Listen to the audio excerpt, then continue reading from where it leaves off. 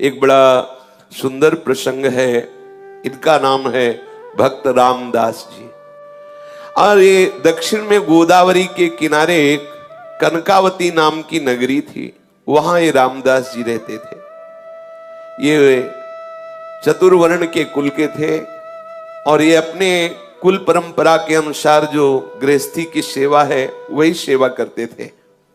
अत्यंत दैन्य और अत्यंत गरीब, सीधे पूरे शरीर में ठीक से पहनने के लिए वस्त्र भी नहीं थे, खाने के लिए कोई ऐसी व्यवस्था नहीं थी। अगर आज वो सेवा ना करें जो उनके कुल की है तो दूसरे दिन उनके यहाँ रसोई नहीं जलेगी, ऐसी कोई अन्न की भी व्यवस्था नहीं थी। रोज का रोज कमाना और अपने परिवार का भरण पोषण करना, आए हुए अतिथि की सेवा करना, और सत्संग से बड़ा प्यार था उनको। ये दंपति एकमात्र केवल भगवद आश्रित, कोई संपत्ति नहीं, किसी भी तरह का किसी से कोई व्यवहार नहीं, क्योंकि व्यवहार लोग धनी मानी से करते हैं, गरीब अकिंचन से नहीं करते हैं।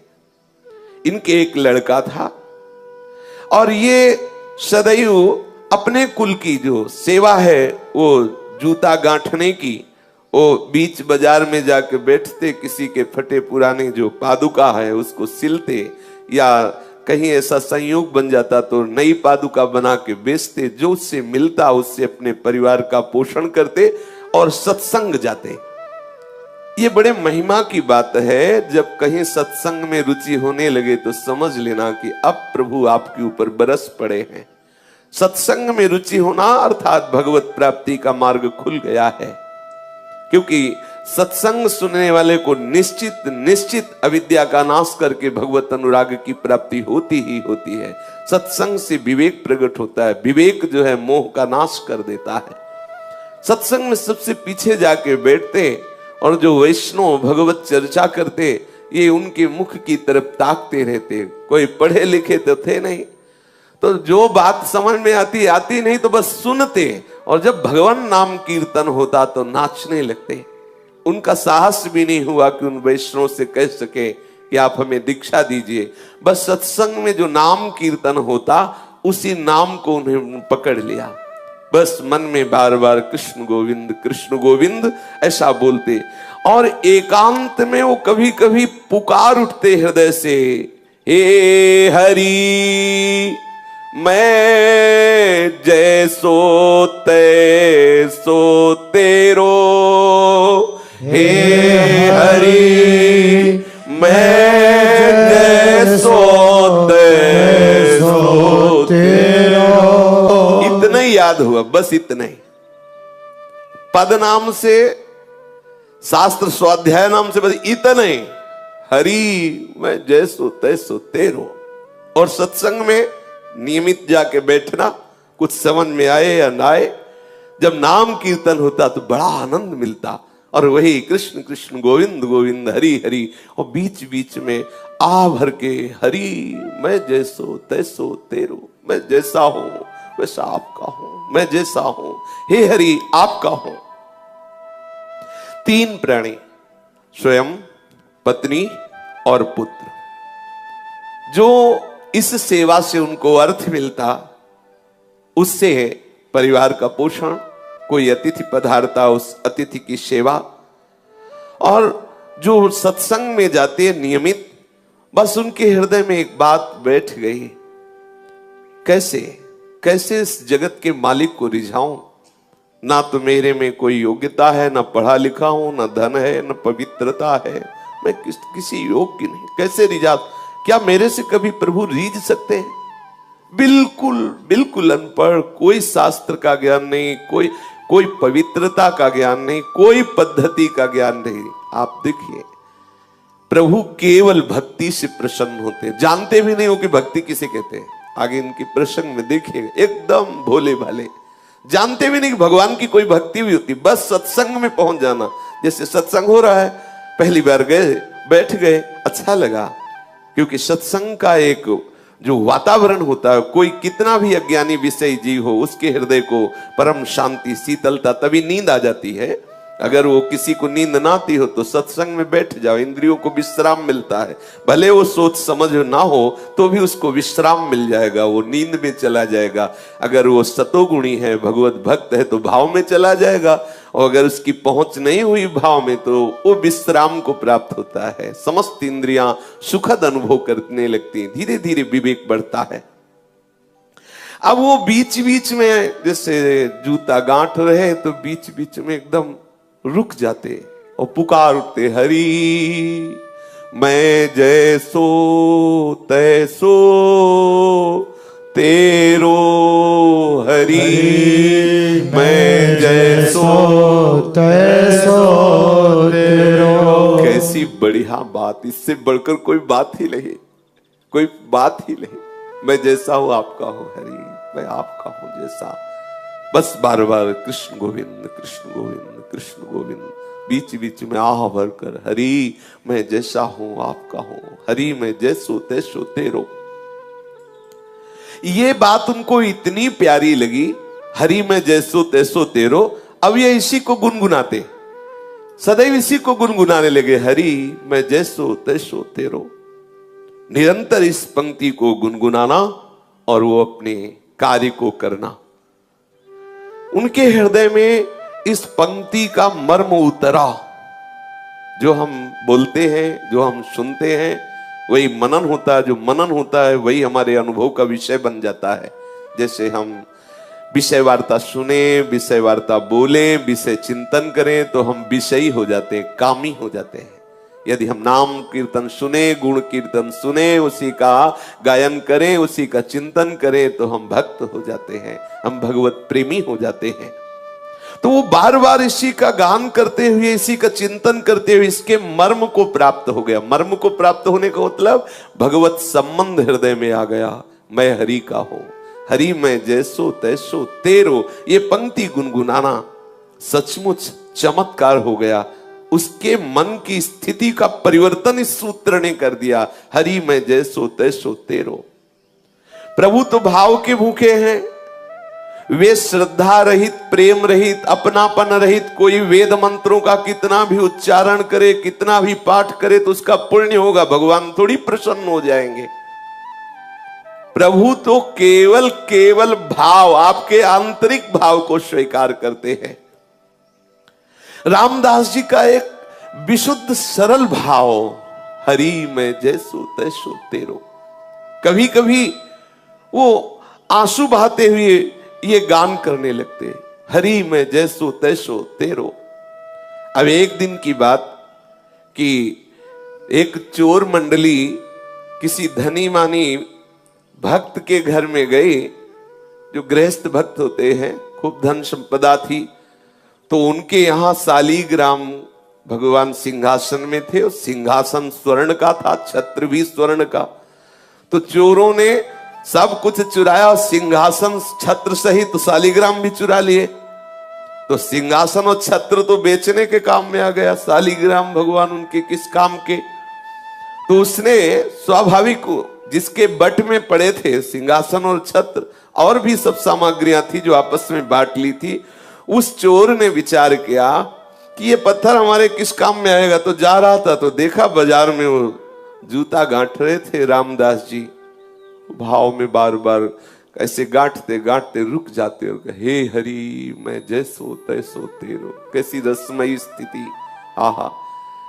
अब वो चोर विचार किया कि वो जैसे जूता गांठने में कुछ ज्यादा हो जाए धागा या चमड़ा, तो उसे काटने के लिए उनके पास जो औजार होते हैं उनको पत्थर से घसते हैं।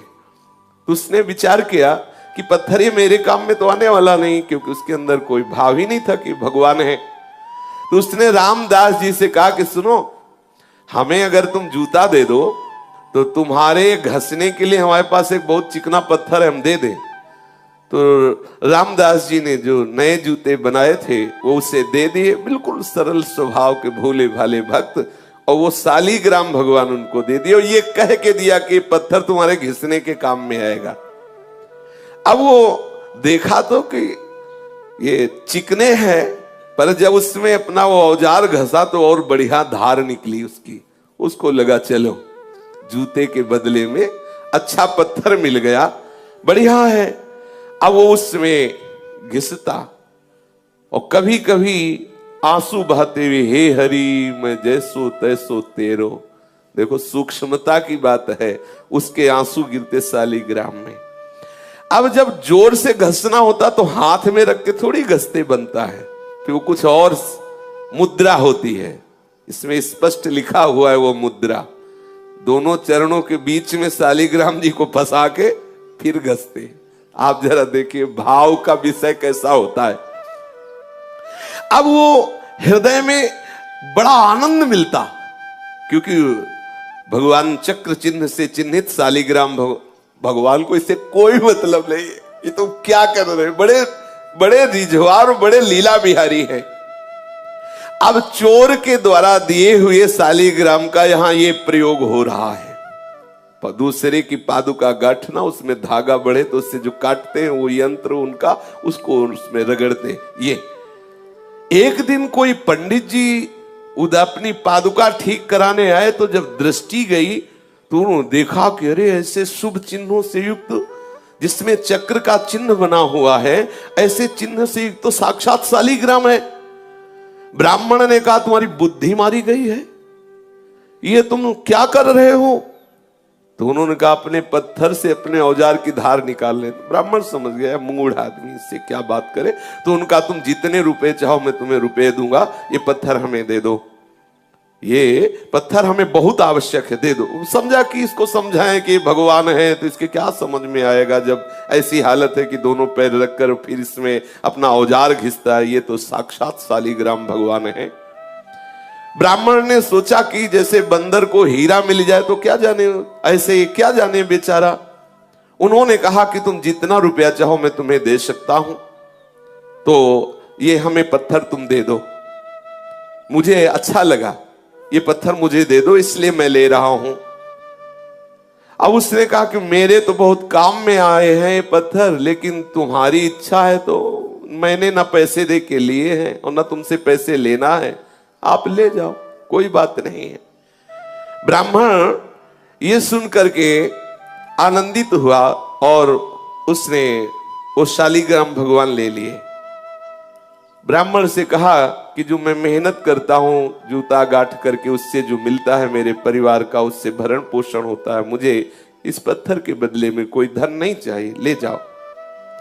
कोई मुझे हवेली नहीं बनवानी, कोई मुझे सुख पूर्वक नहीं रहना, क्योंकि अगर सुख पूर्वक रहूंगा तो मैं भूल जाऊंगा प्रभु को, इसीलिए मैं जानबूझ करके उतना ही कमाता हूं जितने से रोज उधर भर जाए।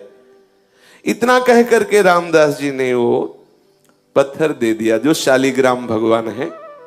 पंडित जी ने देखा दुर्लभ सद्गुणों से युक्त तो शालिग्राम, बड़े आनंदित हुए, घर में आए, सुंदर जल से दुग्ध से अभिषेक कराया, सुंदर सिंहासन में विराजमान किया, षोडशोपचार मंत्रों से पूजन किया और ये विचार किया कि भगवान मेरी इस चेष्टा से प्रसन्न होंगे, क्योंकि वहां क्या सुख पा रहे थे और यहां हम उनको क्या सुख पहुंचा रहे।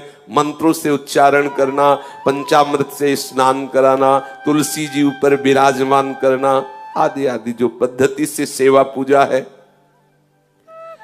अब पंडित जी की इस प्रकार की सेवा पूजा से ठाकुर जी असंतुष्ट हो गए। अब लियो कैस न जाने कौन से गुण पर दया निधि रीझ जाते हैं। आहा, पंडित जी पूरी पूजा विधि जानते थे, पर हृदय से प्रभु के प्रति अपनापन नहीं था, भक्ति नहीं थी, प्रेम नहीं था। और ये अब आप समझ लो किस कोटि के भक्त है, कुछ ज्ञान ही नहीं है, परंतु इनके हृदय में है कि मैं प्रभु का हूं, प्रभु मेरे हैं। कभी कभी आंसू बहाते तो वो आंसू जो शालिग्राम भगवान के ऊपर गिरते, उससे बड़ा पंडित जी का पंचामृत नहीं। और जो आह भर के पुकारते कृष्ण कृष्ण गोविंद गोविंद हे हरि मैं तेरा, इससे बढ़कर वेद मंत्र अच्छे नहीं लगे ठाकुर जी को। ठाकुर जी ने स्वप्न में एक वैष्णव का रूप धारण किया और उन ब्राह्मण से कहा कि तुम सीधे हमको उन रामदास के पास पहुंचा दो। हाँ, कहा कि ये तुम्हारा षोडशोपचार पूजन, ये पंचामृत अभिषेक और ये तुम्हारा सिंहासन में विराजमान करना मुझे बिल्कुल अच्छा नहीं। मुझे उसकी सूखी रोटी और आह भरी पुकार ने खरीद लिया है। मुझे वहीं पहुंचाओ। अब जब स्वयं स्वप्न में भगवान ऐसा आदेश कर रहे हैं तो उसके तो होश उड़ गए ब्राह्मण के, कि हम तो जिसे समझते थे कि वो तो अनपढ़ है, गंवार है, प्रभु इतना उसे प्यार करते हैं।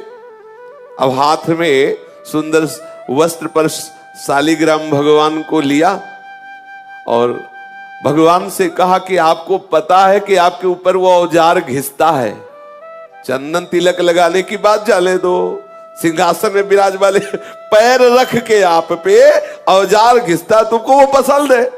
और षोडशोपचार पूजन, पंचामृत से स्नान, ये सब।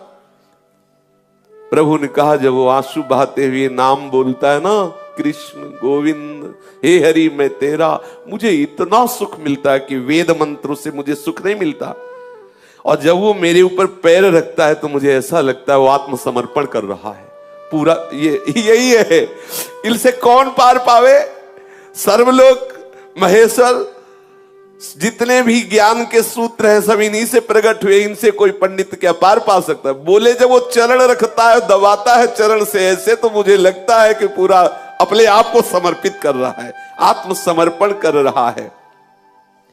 मुझे बहुत सुख मिलता है, तुम्हारे चंदन और कस्तूरी के लेप और इत्र से मुझे जो सुख नहीं मिलता उसके घसने से सुख मिलता है। अब राजी, आप राजी तो फिर किसकी क्या बस चले? ठाकुर जी राजी। अब वो जो ब्राह्मण था जिसको एक गर्व था कि मैं ऊंचे कुल में हूं और मैं पूजा का विधान जानता हूं, मेरी दासता से, मेरी पूजा से शालिग्राम भगवान प्रसन्न हो जाएंगे, आज वो बहुत दैन्य हुआ कि मेरे दुर्भाग्य की आज तक मुझे वो प्राप्त नहीं हुआ जो रामदास को प्राप्त है, क्योंकि स्वयं ठाकुर जी वहां जाना चाहते हैं। ये विचार करके शालिग्राम को लेकर के रामदास जी के घर जाना निश्चय किया उसने, और मन में बहुत जलता जा रहा था कि मैं ब्राह्मण तो हूं लेकिन आडंबरी हूं। मेरे अंदर वो बात नहीं आई जो उस दैन्य भक्त रामदास के हृदय में आई। बार बार शालिग्राम को हृदय से लगा के विकल होकर कहने, देखो ये है किसी भी तरह से भक्त का संग हो जाए, किसी भी तरह, ये रामदास जी के दर्शन की, देखो ये दर्शन का प्रभाव। अब वो दैन्य होके जा रहा है, क्या प्रभु कभी मेरे भी हृदय में भाव आएगा? जैसी रामदास की भक्ति से आप प्रसन्न, क्या कभी मेरे अंदर भी भक्ति आएगी? मेरी पूजा आपको पसंद नहीं तो प्रभु मेरे को भाव दे दो, जिससे मैं रामदास जी जैसी भक्ति कर सकूं। अब आई बात, ये जो ब्रह्मणत्व का अभिमान, वेद ज्ञान का अभिमान धूर धूषित हो गया। इसीलिए लिखा है, तिनकी संगति रहत जाति कुल मद सब नंसई। भगवत प्रेमी महात्मा का संग होते ही जाति का अभिमान, कुल का अभिमान, विद्वता का अभिमान, ये सब नष्ट होने लगे। देखो नष्ट हुआ अभिमान। अब वो डरा हुआ सा ब्राह्मण शालिग्राम भगवान को एक कपड़े में रख करके रामदास जी के घर आया और देखा तो होश उड़ गए। रामदास जी के आंखों से आंसू चल रहे हैं, बार बार मुख से निकल रहा है, हरि मैं जैसो तैसो तेरो, हरि मैं जैसो तैसो तेरो। मलिन वस्त्र है, फटे पुराने कपड़े हैं, शरीर में अपने आप अनुभव हो रहा है कि कितनी कृशता है, क्योंकि खान पान की सामग्री उचित है नहीं। और अब ये जो रोग बढ़ा है, हरि मैं जैसो तैसो तेरो, ये ज्यादा काम नहीं करने देता। क्योंकि मन में जब आनंद की उन्मत्तता होती है तो कौन बाहरी लोगों से बात करे, कौन बाहर जाकर के बैठे जिससे चार लोग आके खड़े हो। वो एकांत घर में बैठे बस बार बार पुकारना अच्छा लगता, उसको ये भी पता नहीं कि भक्ति है, ये भी पता नहीं, बस बार बार हृदय में यही अच्छा लगता, कृष्ण कृष्ण गोविंद गोविंद हे हरि मैं जैसो तैसो तेरो। आंसुओं की धार बह रही है, धीरे धीरे वही गीत गा रहा है, हे हरि मैं जैसो तैसो तेरो। ये ब्राह्मण गए, जब देखा तो बोले ओहो धन्य है, तुम्हारे माता पिता को धन्य है रामदास, तुम तो बड़े महात्मा निकले। हम तो समझ ही नहीं पाए कि तुम्हारी ऐसी ऊंची स्थिति है, तुम्हारे अधीन भगवान है। अब वो धीरे धीरे उसके नेत्र खुले, अब अपने भाव से बाहर आया। तब उन्होंने कहा कि ये जिन पर तुम पत्थर समझ करके अपना औजार घिसते थे, औजार नहीं, मैं उस समय बताया नहीं, ये साक्षात शालिग्राम भगवान हैं, त्रिभुवनपति स्वरूप में विराजमान है, सारे विश्व के स्वामी हैं, घट घट में विराजमान है, सबकी गति है, सबके आश्रय है। इनके शरणागति होने से जीव बंधन मुक्त हो जाता है। तुम्हारी सरलता, तुम्हारे प्रेम से ये रीझ गए हैं। जब मैं इनको ले गया, इनको पंचामृत से अभिषेक किया, वैदिक स्तोत्रों द्वारा इनकी स्तुति की, इनकी सेवा की, इनको भोग लगाया सब, लेकिन इनको पसंद नहीं आया। इनको तुम पसंद आए। मेरे स्वप्न में एक वैष्णव रूप धारण करके आए और मुझे ऐसा आदेश किया कि मुझे रामदास जी के पास भेज दो। वो रो पड़ा कि मैं तो महान पापी हूं। रामदास रो पड़े, अरे मैं महान पापी हूं, मैं तो समझ नहीं पाया कि भगवान है और मैं इनके ऊपर ऐसा कृत्य करता रहा है, मैं तो बहुत अपराधी हूं। चीख चीख के रोने लगा, मैं कितना निर्दयी, कितना नीच हूं, देखो मैंने क्या किया। बस ब्राह्मण तो खड़ा का खड़ा रह गया, वो भाव में डूब गए और हे करुणा समुद्र प्रभु, मैं कैसे आपको रिझा पाऊं, तुम मुझे कितना प्यार करते हो और मैं कितना नीच हूं। ऐसे बस पुकारने लगा, रोने लगा। अनन्य भक्ति से भगवान रीझ जाते हैं। बार बार ब्राह्मण उनको धन्यवाद करता कि तुम्हारे अंदर जो भाव आया है ना, ये बहुत कृपा से आया है। ब्राह्मण के वचन सुनकर के रामदास के हृदय में थोड़ी शीतलता आई। ब्राह्मण के चरणों में नमन किया। जो ही ब्राह्मण गया तो शालिग्राम की वो मूर्ति लेकर हृदय से लगाया और खूब रोने लगे। प्रभु मैं जान नहीं पाया कि आप भगवान हो, आप शालिग्राम भगवान हो। घर में ले गया, फटा पुराना जो भी कपड़ा हो ऐसे बिछाया, आसन पर शालिग्राम रखे और जो रूखा सूखा उसके घर में होता ठाकुर जी को भोग लगाता और गदगद कंठ से प्रभु को पुकारता। कई दिन ऐसे सेवा के बाद उसके हृदय में बात आई कि यदि तुम भगवान हो, मैं तो जानता नहीं, पंडित जी कह गए, मैं तो नहीं जानता कि तुम शालिग्राम भगवान हो, यदि तुम भगवान हो तो मुझे दर्शन दो। जब आप इतना प्यार हमसे करते हैं कि उनके घर तुम्हें रुका नहीं गया और तुम वहां से वापस आए हो, तो प्रभु मैं दीन हूं, मैं नीच हूं, मैं अज्ञानी हूं, मैं दुर्जन हूं, मैं पतित हूं, लेकिन हूं तो प्रभु आपका ही।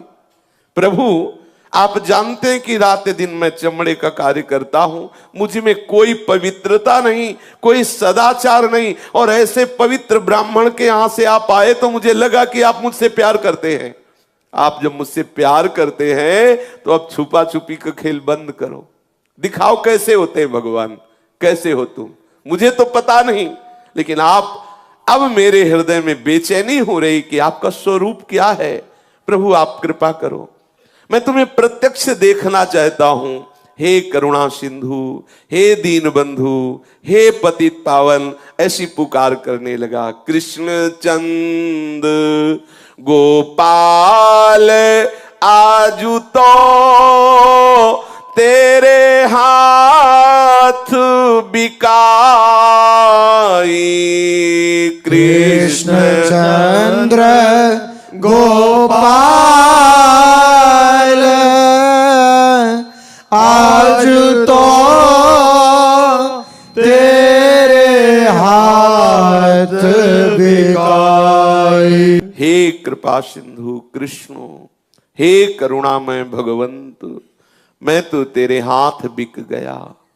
हे प्रभु, हे मोर मुकुट धारण करने वाले, हे वैजंती माला धारण करने वाले, हे कृपा सिंधु पीतांबरधारी, आप मुझे दर्शन दीजिए, अपनी कृपा से आप दर्शन दीजिए। मैं तो पतित हूं, नीच हूं, पर शरणागत हूं, शरण गए की लाज रखिए प्रभु। अब मेरे हृदय में बड़ी विकलता हो रही, मैं आपका दर्शन चाहता हूं।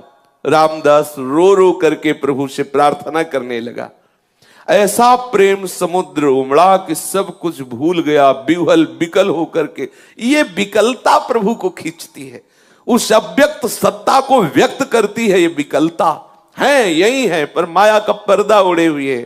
जब हम ऐसे विकल हो जाए, जैसे मछली जल के बिना तड़पती है, ऐसे हमारे अंदर विकलता हो और रहा नहीं जा रहा। देखो कैसी स्थिति आ गई, अब जिया नहीं जा रहा, विकलता हो गई। चीख चीख करके अपने घर में रो रहा है। शालिग्राम ठाकुर जी सामने हैं, रो के कह रहा मुझे दर्शन चाहिए। सब भूल गया। कभी कभी तो ऐसा भाव आ जाता कि नाच नाच के रिझाता कि मेरे नृत्य से रीझ जाओ। कैसी शोभा, फटे पुराने कपड़े हैं, कृष्ण शरीर है, और भाव में भीना हुआ सामने कपड़े में विराजमान शालिग्राम, नाच नाच के ये भाव की इसी नृत्य से रीझ जाओ प्रभु। मुझ गरीब के पास तो कुछ रिझाने के लिए नहीं है। कभी रो रो के प्रभु मेरे रोने से रीझ जाओ। ऐसी भावना से वो विकल होकर प्रभु से पुकारने लगा। अब तो प्रेम के जो अष्ट सात्विक भाव हैं उसके हृदय में उदय होने लगे। कभी हंसता, कभी रोता, कभी चुप शांत बैठ जाता, कभी गान करता, कभी हे हरि मैं जैसो तैसो तेरो, ऐसा पुकार उठता। उसके हृदय में इतनी जोर से लालसा जागी कि प्रभु का वियोग इससे असह्य हुआ और प्रभु को असह्य हो गया अब रुकना। ये है भक्त की सामर्थ। असह्य हो गया प्रभु को भी रुकना। अब प्रभु नहीं रुक सकते, विकलता हो गई।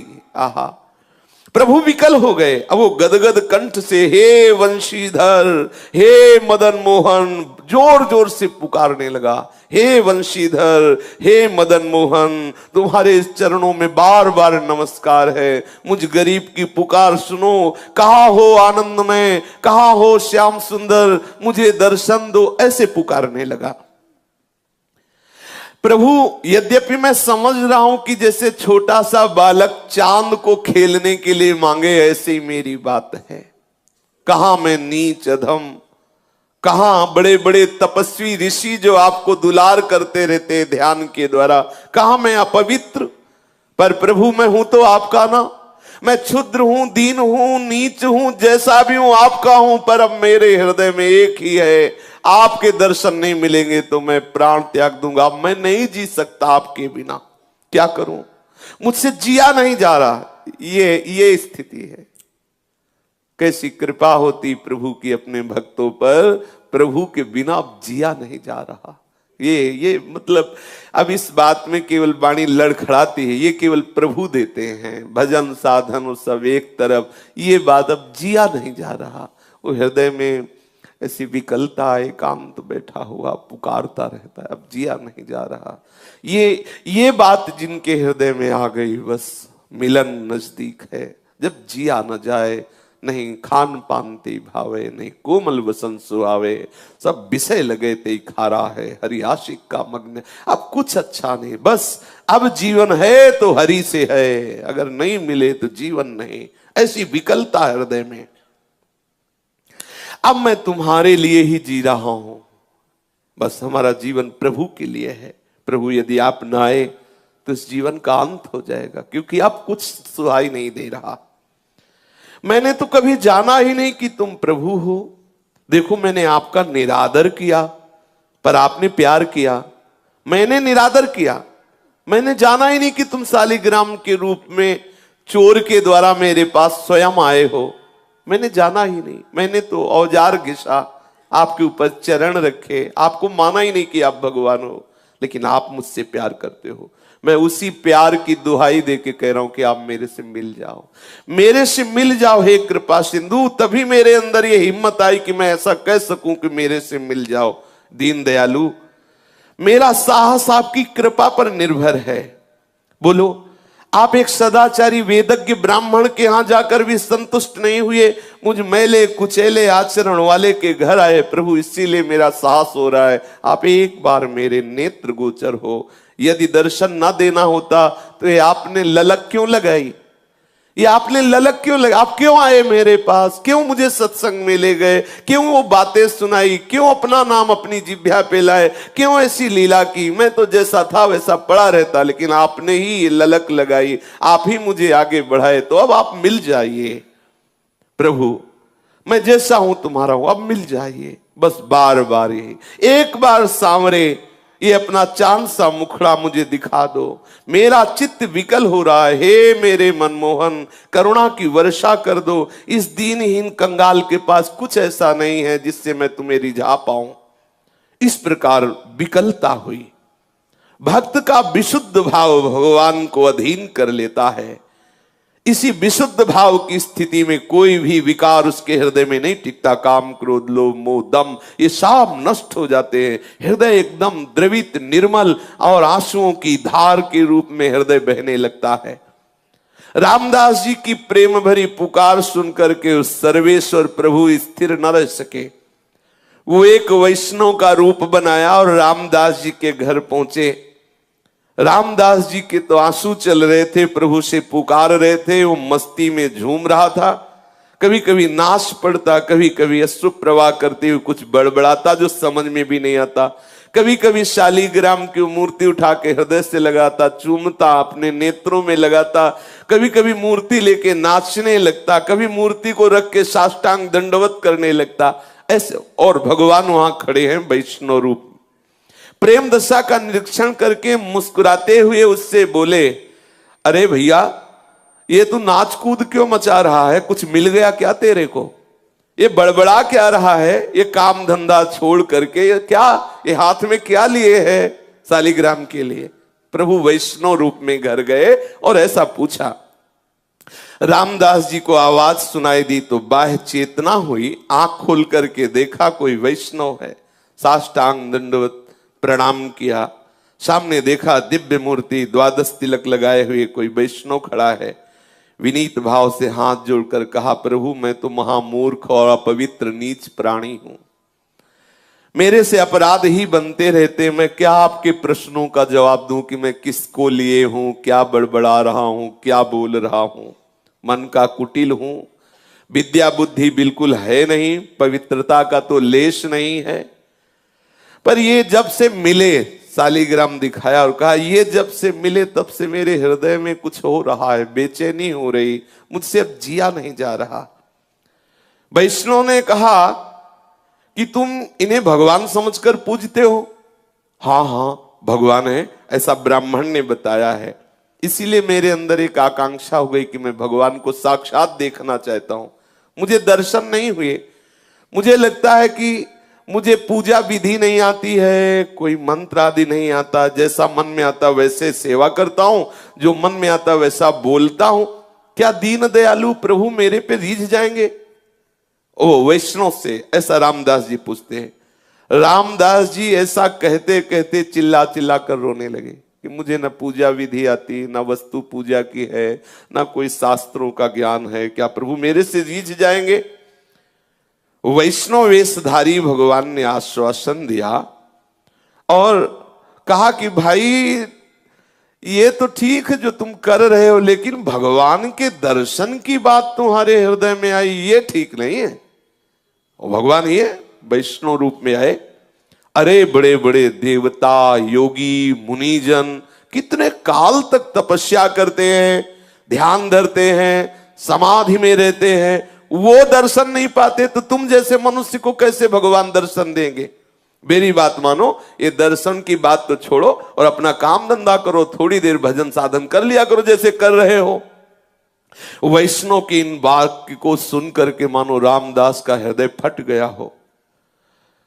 उनकी आंखें खुली की खुली रह गई। आह भरकर तो क्या मुझे भगवान नहीं मिलेंगे? आह, ये प्रीति है। यही भगवान देखना चाहते कि कैसा मेरे भक्त में मेरे मिलन की व्याकुलता होती है। आंखें खुली की खुली रह गई। वैष्णव कह रहे हैं भगवान का दर्शन बड़ा दुर्लभ है। योगी मुनियों के समाधि भाव को प्राप्त महात्माओं के ध्यान में भी जो नहीं आते, वो मुझ जैसे नीच को कैसे दर्शन देंगे? बात ठीक कह रहे ब्राह्मण देवता, वैष्णव देवता। वो विकल हो गए, आंसू गिराने लगे और कहने लगे, देव आपका कहना सत्य है, मैं बिल्कुल अधिकारी नहीं हूं कि मुझे भगवत साक्षात्कार, पर क्या करूं, अब मुझसे जिया नहीं जाता। ये खास बात है, जिया ना जाए, प्रभु के बिना रहा ना जाए। मैं नीच हूं, पापी हूं। मेरे पाप और नीचता को देखने पर लगता है कि कभी भगवान मुझे नहीं मिलेंगे। पर प्रभु पता नहीं, मेरे हृदय में एक आनंद की लहर उठती है। ऐसा लगता है प्रभु मिलेंगे, ऐसा लगता है प्रभु मिलेंगे, क्योंकि मेरे हृदय में ऐसा आता है प्रभु मुझे प्यार करते हैं। ऐसा लगता है मेरे को, यद्यपि मैं किसी योग्य नहीं हूं, पर हृदय में ऐसा लगता है प्रभु मिलेंगे। ऐसा लगता है ये दया के समुद्र प्रभु मुझे जरूर दर्शन देंगे, मुझे ऐसा लगता है।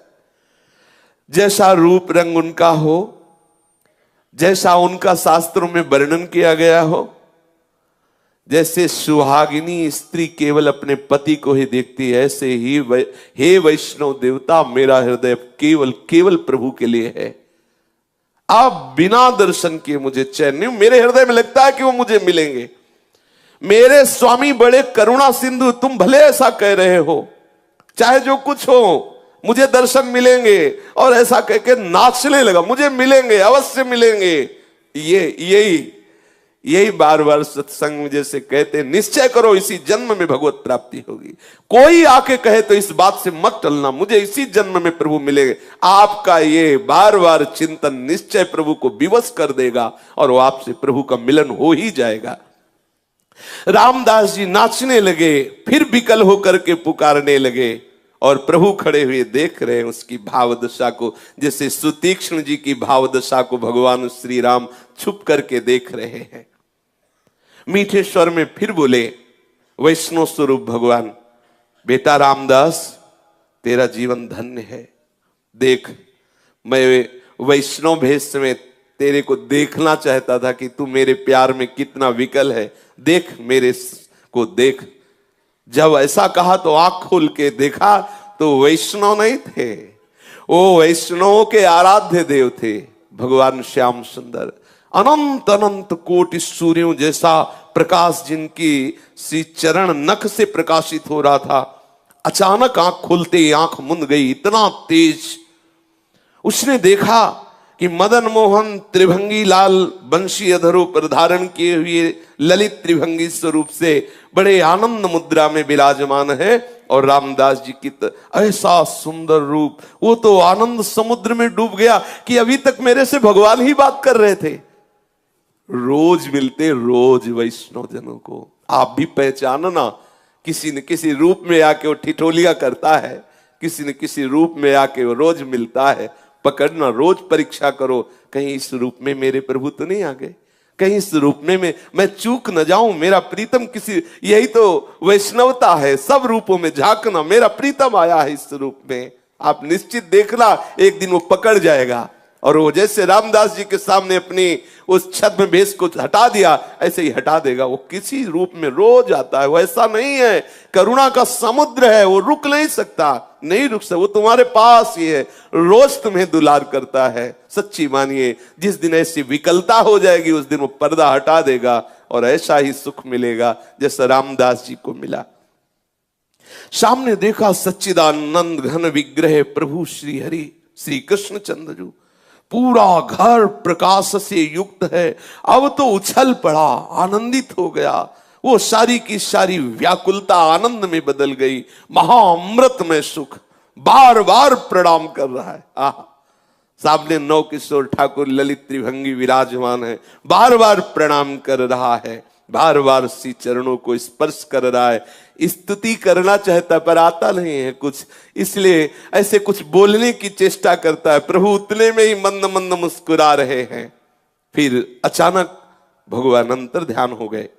अब तो पुनः दर्शन के लिए छटपटाने लगा, भूमि पर लौटने लगा, बड़ी ही तन्मय स्थिति हो गई। योग वियोग की सानंदमयी अवस्था में डूबा हुआ निरंतर, कभी देख रहा है भगवान उसके समीप है, कभी देख रहा अंतर ध्यान, ऐसी विकलता। एक बार दर्शन होने के बाद फिर कभी ऐसा नहीं होता कि प्रभु नेत्रों से उजल हो जाए, बस जाते हैं नेत्रों में।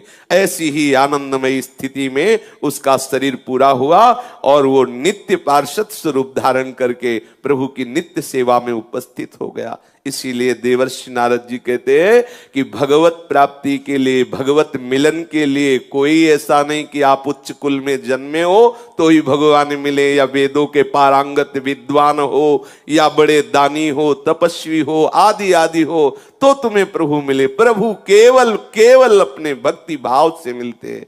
हृदय में प्रभु के प्रति अपनापन हो और तड़पन हो तो निश्चित प्रभु मिल जाएंगे। शेष चर्चा आगे।